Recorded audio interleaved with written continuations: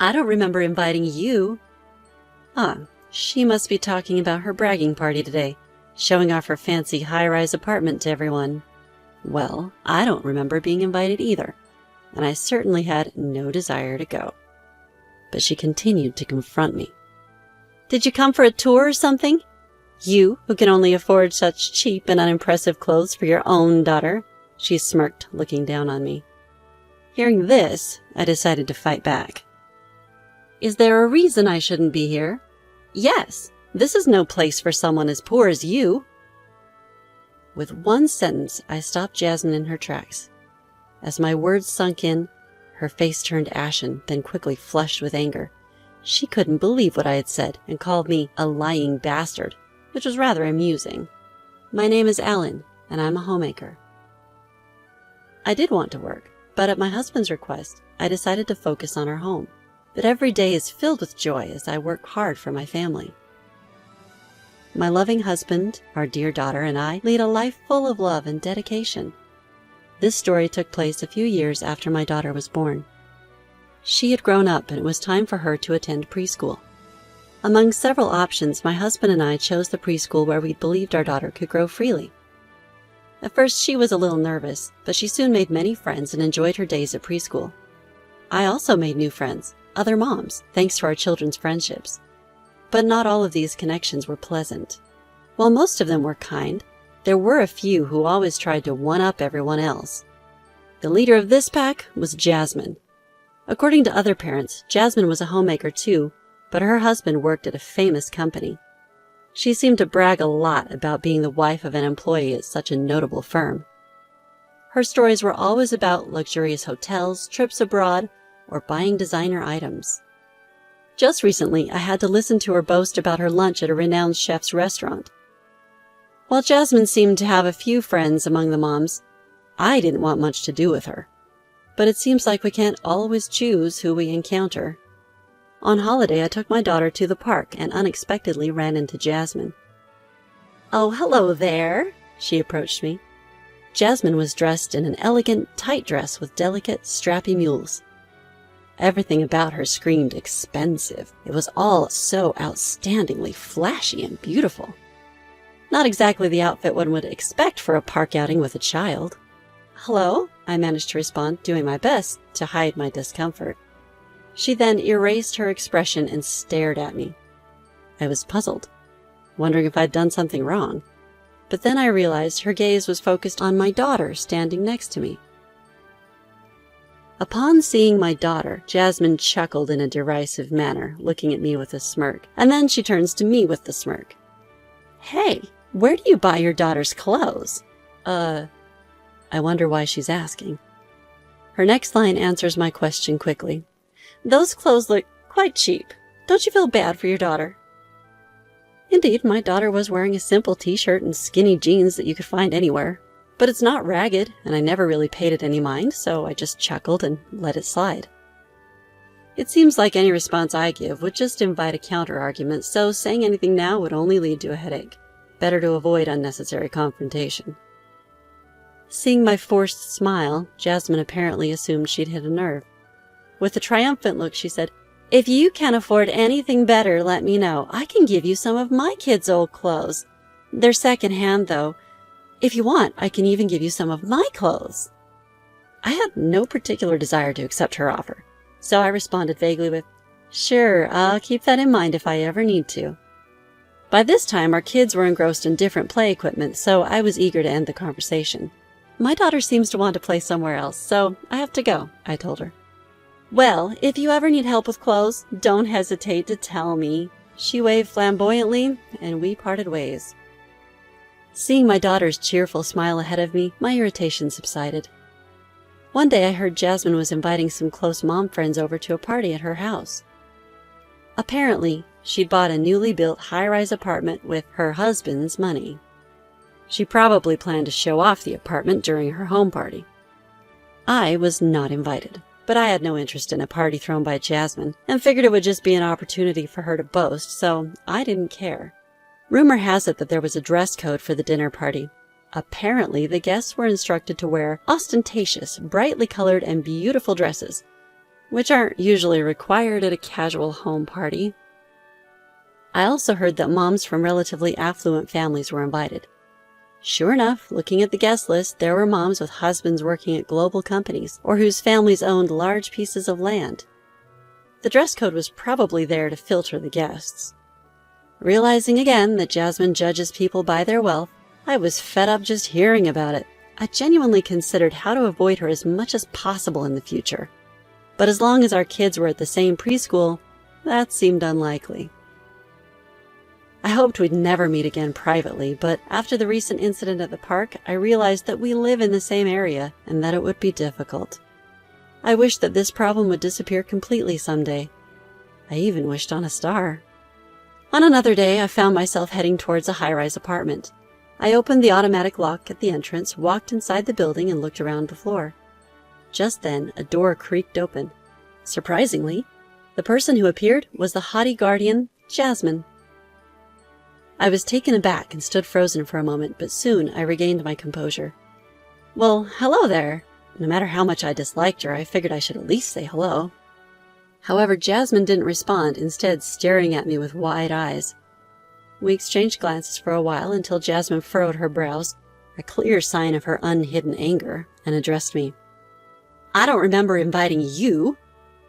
Ah, she's referring to today's party.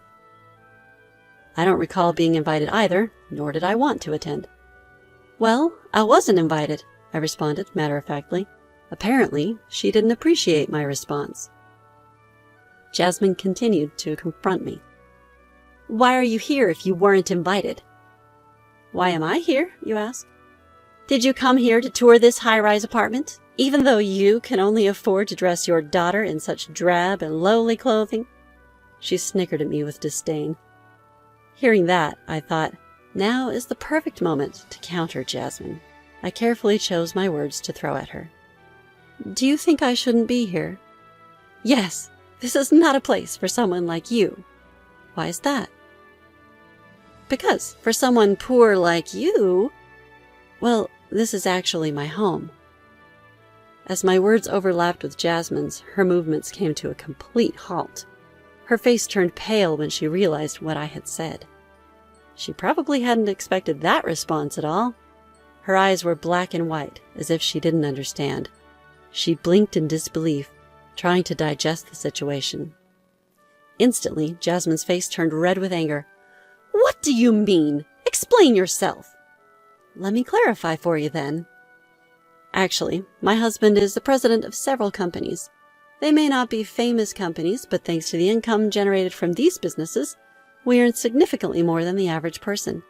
He owns several properties across Japan, and the new high-rise apartment building where we are now is built on one of his properties. So this apartment building is owned by my husband, which means it's our home. I regularly visit this high-rise apartment because my husband entrusted its management to me. He understood that I wanted to work, so he gave me this job. I explained the situation to her in a nutshell. Upon hearing this, Jasmine raised her eyebrows and shouted, What? I didn't know about this! When I signed the contract for the apartment, I didn't meet you. I met a man who was the manager. Oh, that must have been my husband. He took over for me this time for the key handover, so I didn't get a chance to meet you. You can tell as many lies as you want. With that parting shot, she went back into her home. To my surprise, Jasmine returned to the entrance. She seemed to have gathered an assortment of things from her home, children's toys, stuffed animals, stationery, clothes, all jumbled up in her arms. You're the one dressing your kid in such pitiful clothes. Stop lying. With that, Jasmine started throwing the items she was holding at me. There's no way you earn more than me. Jasmine's sudden outburst caught me by surprise, but her rage seemed to be running unchecked. Before I had a chance to react, the object she'd thrown whizzed past me. The sound of it hitting the floor echoed hollowly, a reminder of her uncontrolled anger. I decided then that it was high time to set the record straight about the park incident as well. Ah, about my daughter's clothes that day. What? Do you remember the day we were at the park? What does that have to do with anything? My daughter loves playing in the sand. I figured she'd get dirty anyway, so I dressed her in clothes that could handle a little grime. That's a lie. It's the truth. Here, look. I pulled out my phone and showed her a photo from my album. Jasmine froze as she looked at the picture. In it, our family of 3 was all smiles, with my daughter wearing a recognizable children's brand outfit in the center. Jasmine's eyes widened even further in surprise as she took it in. You only dressed her nicely that one time, didn't you? She screeched, clinging to her last shred of denial. That's not true. Here, look at all these, I countered, showing her multiple photos. Sure enough, my daughter was seen wearing nice clothes in beautiful settings and more casual wear where it was likely she'd get dirty. At the sight of this, Jasmine clenched her fists and trembled, seemingly out of retorts. What? What? I replied, having not heard her clearly. This seemed to further upset Jasmine. What? Are you trying to say that being wealthy makes you superior? She yelled, pushing me hard on the shoulders. That was apparently the last straw. The other mothers who'd been keeping a watchful eye on the situation came outside and tried to calm Jasmine down. Jasmine kept shouting, She lied to me! There's no way she lives in this luxury apartment! She's just lying to be more popular than me! Ignoring the calming words of her friends, she continued to yell. After a while, perhaps exhausted from the constant shouting, Jasmine finally quieted down, catching her breath in heavy gasps. It was quite a sight. Her hair disheveled, one slipper missing, and all around her the aftermath of her tantrum. The hallway was littered with the objects she had thrown. Toys were broken from the impact, stuffed animals lay lifeless. She must have been grabbing anything she could get her hands on, meaning the inside of the house must be a mess too. From the inside of the house, I could see our children peeking out, worried. Are you satisfied now? I asked, flashing my best faux smile at Jasmine, who seemed unable to retort. Her face twisted amusingly at the sight.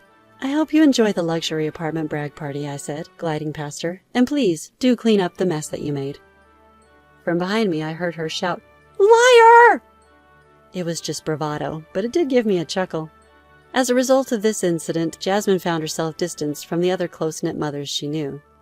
It seemed that her usually high-handed behavior had been a point of contention for some time. She even had the gall to make the other mothers clean up her mess.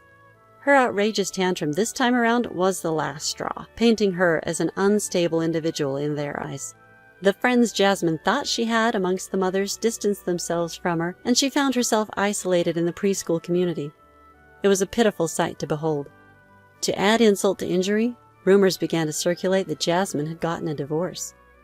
It was said that she was living lavishly off her husband's money, jet-setting on international trips and splurging on designer brands. This issue was the straw that broke the camel's back, as it was said that her spouse's affection and interest in her had already been waning.